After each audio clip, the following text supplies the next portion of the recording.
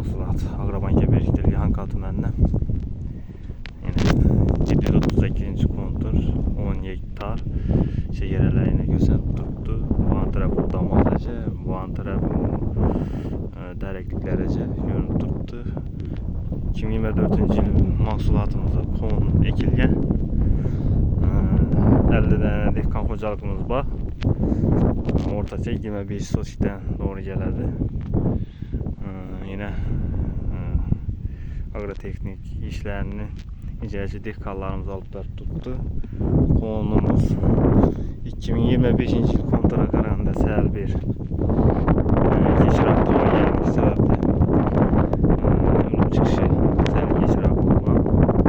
Bahosi yetishib qolgan agrotexnik tadbirlar vaqtida turib oladigan bo'lsak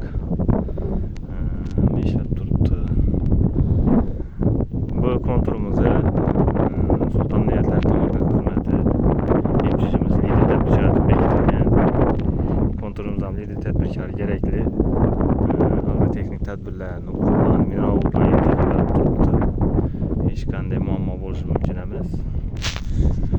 Bu konturumuzda qovun mahsuloti ekilgan, yine unib chiqish darajasi ortacha birinchi ekindan qovundan 30-35 milyon so'm daromad olish kutilmoqda.